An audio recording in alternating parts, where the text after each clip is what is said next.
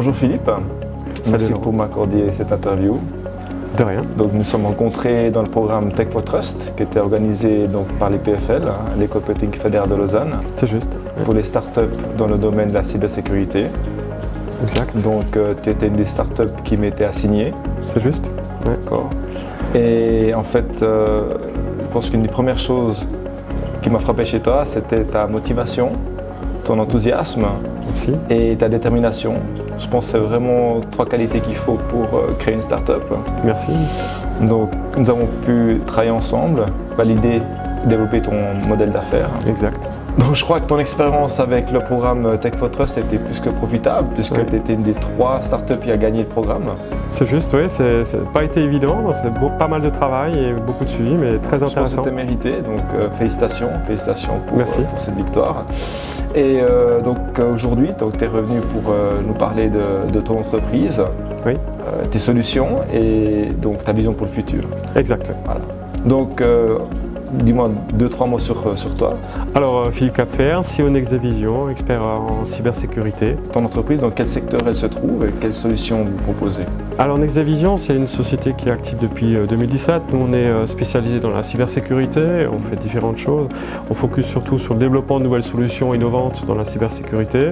On fait un tout petit peu de service aussi, plutôt dans l'audit et puis dans l'aide aux sociétés à développer leur propre sécurité. D'accord. Et quel type de solution exactement?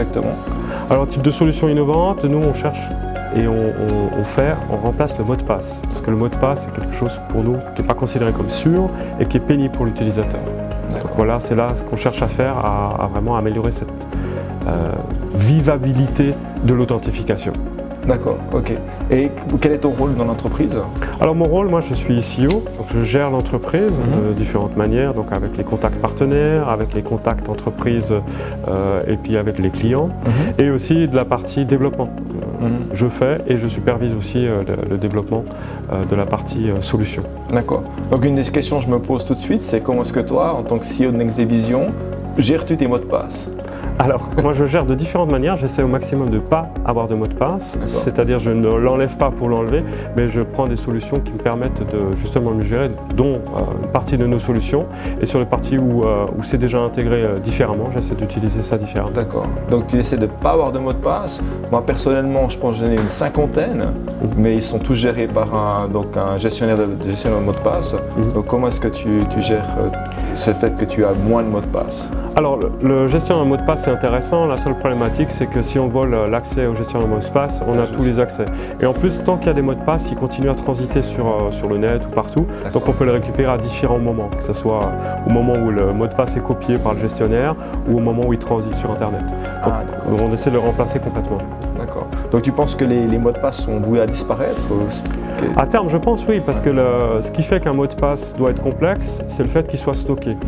Donc plus on va aller avec des capacités techniques pour des machines à craquer finalement ces mots de passe stockés, plus le mot de passe devra être complexe, plus ça va être impossible à un utilisateur d'en avoir des différents et en plus avec une complexité énorme. Donc oui, je pense que tôt ou tard ça va disparaître. D'accord. Et est-ce qu'il y a dans l'industrie des consortiums qui sont rattachés à cet effort? Alors tout à fait, il y a FIDO. Donc FIDO c'est quoi? C'est le fait d'intégrer avec différents grands providers, Microsoft, Facebook, Google et d'autres qui cherchent vraiment à pousser le sans mot de passe ou en tout cas à trouver des alternatives, par exemple avec des clés de sécurité ou avec un protocole d'échange qui marche sur tous les navigateurs modernes. C'est-à-dire que c'est ce qu'on intègre aussi dans notre API, on intègre aussi d'autres moyens d'authentification, mais ça fait partie des choses qu'on intègre pour justement être compatible avec tout le monde. Donc ta solution sera donc compatible avec FIDO? Elle est compatible FIDO et elle est compatible aussi avec d'autres moyens d'authentification qui ne seraient pas dans FIDO. Parce que FIDO, le focus est plutôt sur le web et nous on va aussi s'intégrer à l'authentification Windows dans des applications. Ah d'accord, ok. Donc c'est pas uniquement pour les applications en ligne, c'est aussi pour d'autres types d'authentification. Exactement, c'est aussi pour de l'application même offline, c'est-à-dire sans connexion à un service. Donne-moi des exemples, par exemple. Par exemple, la protection des fichiers locaux, de pouvoir garantir que le logiciel de comptabilité qui n'est pas prévu pour, de packager une authentification par-dessus et de dire voilà, on remplace, on enlève le mot de passe dans l'application, par contre on demande une authentification via reconnaissance faciale ou avec une clé de sécurité pour ouvrir l'application de comptabilité dans son logiciel de compta. Et du coup, là, il n'y a pas forcément besoin d'une connexion Internet pour ça. Donc en fait, ta solution, elle est adoptable aussi par des petites entreprises donc dans l'industrie. Dans la gamme des produits, exactement. Donc on développe, nous, l'API, et de cette API, on développe maintenant des produits, et dont un des produits qui est en cours de développement, c'est le packaging d'applications actuelles, qui est déjà développé, où on n'a pas besoin après de remettre du développement par-dessus. D'accord. Et donc, est-ce qu'il y a des industries en particulier que tu cibles au départ? Tout à fait. Alors, on cible l'industrie des machines, enfin l'industrie pure et dure, comme on trouve dans le Jura, sur Neuchâtel et dans nos régions. Oui. Et on cible aussi le milieu hospitalier. D'accord. Parce qu'ils ont un vrai besoin d'avoir des authentifications simplifiées et de pouvoir travailler plus vite tout en garantissant la sécurité. D'accord. Donc, en fait, ta solution, elle est vraiment vouée à améliorer la vie des utilisateurs. Exact. Tout en la sécurisant. Ouais. D'accord. Oui, d'accord, c'est juste. Et donc en fait, tu penses que ces utilisateurs sont prêts à adopter une solution comme ça? Tu penses qu'il y a des obstacles à l'adoption? Alors les utilisateurs sont prêts à adopter quelque chose qui leur rend la vie plus simple. Ouais. Les obstacles seraient si on devait complexifier un petit peu plus. Mais là, en fait, on simplifie la vie de l'utilisateur. Donc on va lui rendre finalement la main plus simple, de dire ok, vous authentifiez avec votre badge et éventuellement une reconnaissance faciale, vous êtes sur 2 facteurs, vous êtes plus sécurisé. Par contre, c'est beaucoup plus simple. D'accord. En fait, je pense que c'est important aussi. Comment est-ce que tu peux démarquer ta solution par rapport à l'authentification à plusieurs facteurs? Alors effectivement, donc les facteurs, il y a différents points comme je l'ai expliqué avant. Donc, la partie, le fait que ce soit une clé par exemple comme une clé d'entrée, mais il faut aussi considérer l'aspect qu'une clé c'est quelque chose que j'ai. L'empreinte, c'est qui je suis. Donc quand on parle de multifacteurs, il est intéressant de voir et d'avoir des facteurs différents aussi en termes de type et pas seulement en termes de possession.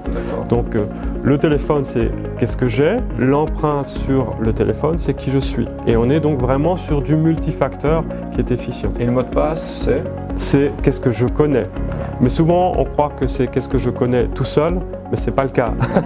Et on n'a aucune maîtrise sur qu'est-ce que je connais et qui connaît d'autres. Alors qu'une clé, pour reprendre l'analogie de la maison, c'est qu'est-ce que j'ai. Si quelqu'un n'a pas la clé, il ne rentre pas. Si on parle de multifacteur pour une maison, on pourra mettre une clé, donc qu'est-ce que j'ai, plus un lecteur d'empreinte, qui je suis. Mettre 2 clés, ça a moins de sens. Parce que c'est quelque chose que j'ai. Et souvent, du coup, si je l'ai sur le même trousseau. Donc on perd de l'efficience en termes de sécurité. Donc pour la sécurité, c'est important de différencier les types de facteurs. Exact. Non seulement d'avoir du multifacteur, mais de différencier les types de facteurs. Tu penses que les entreprises aujourd'hui, quelle est leur maturité? Quand tu visites un client, quelle est leur maturité par rapport à l'adoption de solutions pour la gestion des mots de passe? Alors pour leur solution de mot de passe, c'est quelque chose qu'ils ont plus ou moins l'habitude. Ils gèrent tous leurs utilisateurs avec des mots de passe et puis leur gestion est assez classique. Par contre, il y a aussi une forte demande de se dire on aimerait arrêter de les gérer. Arrêter les mots de passe. Exactement, parce que dès qu'il y a quelqu'un qui revient de vacances, 2 semaines après, il a oublié son mot de passe. Voilà. C'est du management, c'est de la perte de sécurité. Les gens utilisent toujours le même à plusieurs endroits. Ils ne le changent pas s'ils ne sont pas obligés. C'est très compliqué. Donc les gens devraient prendre moins de vacances, à ton avis alors. Ça fait peut-être partie des solutions, mais là on est dans les processus, nous on a même des solutions techniques aussi. Donc en fait, de comment est-ce que les gens peuvent utiliser ta solution? Alors ils peuvent s'inscrire, télécharger et utiliser l'API directement. Ils peuvent aussi nous contacter, comme ça on peut leur apporter des solutions qui sont plus adaptées pour eux, ou discuter s'ils ont des besoins spécifiques pour pouvoir développer de nouveaux produits qu'on pourrait globaliser. D'accord. Oui. Et donc en ce moment, une chose importante, tu es en train de faire une levée de fonds. C'est juste. Donc tu peux m'en parler plus alors? Oui. Alors, on est en train de faire une levée de fonds. Ce qu'on cherche à faire, c'est focaliser vraiment sur notre développement. Oui. On a quelque chose d'intéressant, on a des clients intéressés. Et maintenant, ce qu'on a besoin, c'est un peu plus de temps encore pour vraiment développer certaines gammes de produits qu'on sait que ces clients veulent et ne pas devoir focuser sur absolument chercher de l'argent à travers le service. Donc vraiment focaliser sur cette partie-là. D'accord. Et comment tu qualifierais la possibilité d'investir dans Next Vision? Alors moi, je la qualifierais de très intéressante parce que la cybersécurité ne fait qu'évoluer, donc c'est vraiment en pleine expansion. Qui plus est, là, on est dans l'innovation, dans la cybersécurité, donc on ne fait pas juste des éléments, j'ai envie de dire, classiques. Tout le monde a un mot de passe, tout le monde en a marre, je pense qu'il y a vraiment du potentiel. D'accord, ok. Est-ce qu'il y a quelque chose que tu aimerais rajouter sur son expérience et Next Division? Oui, alors j'aimerais rajouter un grand merci. Merci pour l'échange qu'on a eu, merci pour le soutien que tu nous as apporté au niveau du coaching. Des coachs, j'en ai vu beaucoup. Vraiment pas tous ton niveau, donc, et surtout sur l'apport concret de ce que ça a pu nous apporter. Donc voilà, il y a une vraie pertinence et le feeling aussi. C'est vrai que c'est intéressant d'avoir une relation qui passe bien et ça c'est pas non plus forcément évident à trouver. Donc merci à toi. Je te remercie beaucoup et puis j'espère qu'on va pouvoir continuer à travailler ensemble. Merci beaucoup. Merci Laurent.